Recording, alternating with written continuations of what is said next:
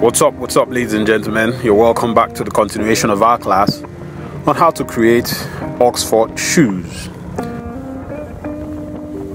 We have gotten to this point where we created all of the pattern pieces for the uppers. Now what remains to be done is for us to create the pattern for the linings. Of course, you remember that we created our pattern pieces from that mean form. Now let's create the lining. First thing we do is we fold the pattern into half. Try to maintain the center line on a horizontal axis as much as possible. Of course, having sprung the middle part of the vamp, it should lie straight and horizontal on the line. So I trace that out, being careful also to mark in the curve of the facing. So you see that right there. So let's confirm that the center line is horizontal. Yeah, it's horizontal enough. Now from the facing, I'll put about 2 to 3 cm and just draw a right angle from there. That's going to form the pattern for the front part of our lining. So this is the front part of the lining. We'll keep that aside. And on this back side of the lining, we'll add some allowances at the top and in front, like so. And also add some allowance in front of the facing. This allowance in front of the facing is very important. You'll see why. So this is the rear part of our lining. So this is how the lining will look if you fold it into halves.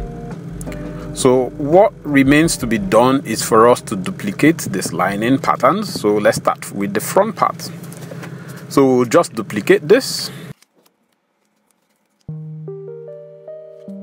There isn't much to duplicating this, it's just adding some tape in the middle and gluing it together and then cutting out the resulting pattern.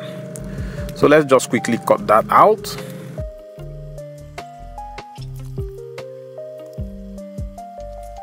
Before we go into the rear part, look at this experiment that I did here. This is just a blob of coffee that I spilled on my paper. And as you can see, even when I'm scraping it with knife, it's not going out. That's something to think about for those of you who want to make organic leather dye. If it could stick as hardly on paper, think of what it can do to leather.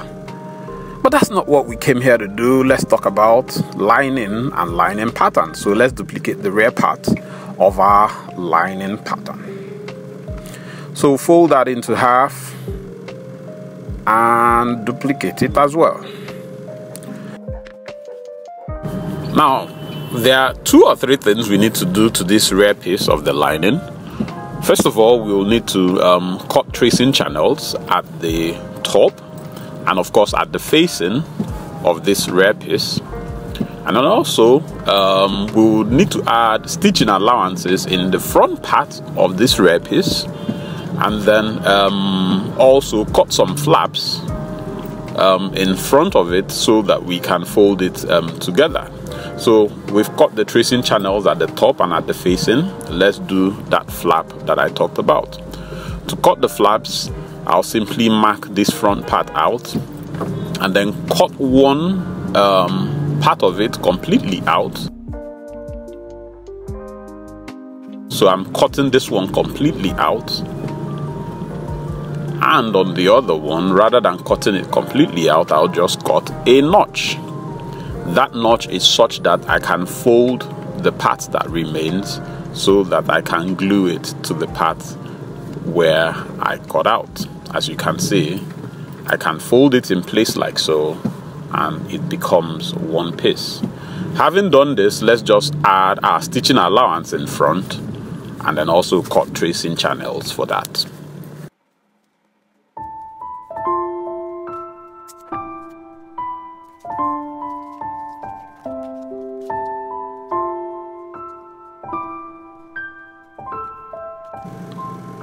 So you add the stitching allowance and cut the tracing channels into the stitching allowance, and then the front part of our lining piece can have somewhere to rest upon so that we can stitch it together.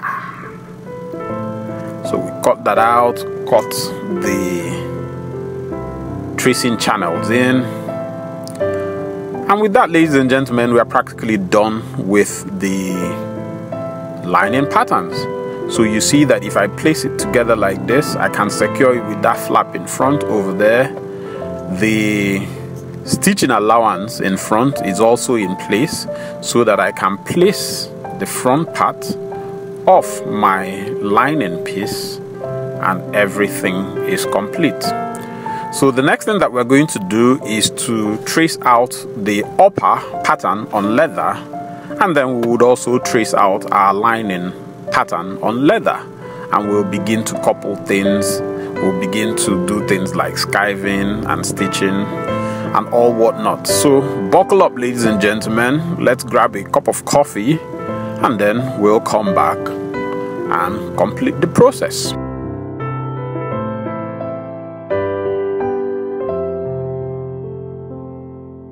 So you remember when I said I forgot to add folding allowances at the top of the quarters? I'm just manually adding them in, and we trace out all of the pattern pieces and cut out. Then we go into skiving. Now, I've had many people complain about hand skiving, but there's nothing really much to it. All you need to do is to have sharp knives and be patient. So you're going to have to like practice and practice again to perfect your hand skiving skills. I have videos teaching the technique of hand skiving, but all of that will not take away from the need for you to practice.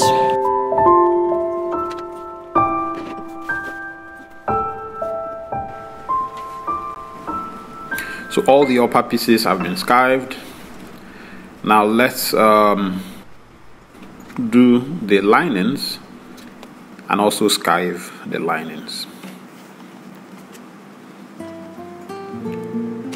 So we mark out the linings on the lining leather. I'm using fairly thick lining. This is about 2.5 to 3 mm leather. Typically is the leather thickness that you use for your uppers, but the leather that I'm using for the uppers are a little bit flimsy, so I decided to bulk it up with my linings, even though this is a test shoe that I'm making solely for this video.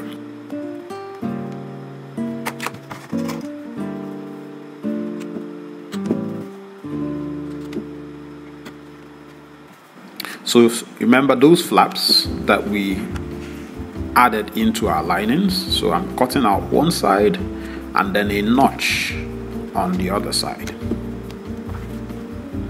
So one side is cut out completely like we mentioned, and then just a notch on the other side.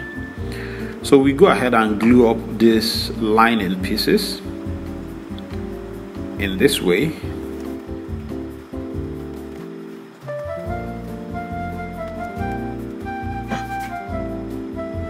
Oh, before we start gluing them, let us first of all skive. So the same process and procedure for skiving your uppers, you would have to deploy towards your linings. So like I mentioned earlier on, you need to have sharp knives and a lot of patience. This actually takes quite some practice, but like every other thing in life that you practice, you get very good at it if you stick to it and exercise patience. That's done.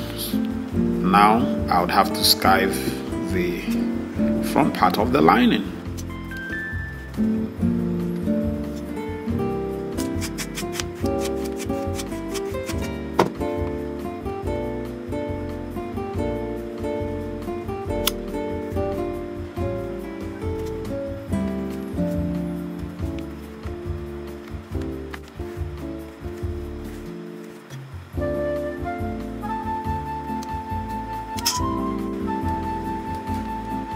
So skiving now done. I need you to pay attention to how I glue the lining pieces together. So let's talk about the flap first. You remember these flaps? So yeah, so this is the stitching allowance right there, and that's the flap. So glue on the back side of the flap that we left, and then glue on the front side of the part that we cut out. We fold it into place like so, and the back part of our lining piece is done. So if we unfold it as you see, then everything is joined together such that we can now place the front part of our lining piece. Always, of course, being careful to start it out at the center and then glue in towards each of the edges. All that remains will be to stitch along that line, just to stitch the front part to the back part of the lining. And you see that this space in front here is such that when we need to stitch the upper onto the lining, there's enough clearance that even if we were stitching on a flatbed sewing machine, we would have no problem whatsoever. And then of course we will begin to join our uppers to the lining. So watch how I place the glue on the lining, and then I'll start with the facing and attach the facing. Sometimes you need some adjustments to have this all lined in properly. I start with the facing and ensure that the center corresponds to the center of the back of the lining, and then move over to the other facing. If you are having some problem adjusting things to where they are supposed to lie, it often helps to flip the entire thing inside out, and you will find that the top line simply just aligns as it should, and everything lies flush and proper. Once you've done that, you can unfold and then stitch along the facing all around the top line back to the facing as well. So this is it after it had been stitched, and then you glue in the vamp onto the quarter. When you glue in, you see the wisdom in building our lining the way we did. You would find that there's enough clearance from the lining such that you can actually stitch even on a flatbed sewing machine without any problem whatsoever. In fact, all of the pain, all of the steps that we took in building our lining the way we did was such that it is easy to be stitched on a flatbed sewing machine without problems. So just as I was saying, you'd find that you can actually lift it up like so, and then stitch on a flatbed, and everything will be nice. Of course, you make sure that everything is centralized, and then you're done. Ladies and gentlemen, this video is already beginning to drag longer than I planned for it to be. All I wanted to do was to show you the steps in making your lining. This is one way of doing it.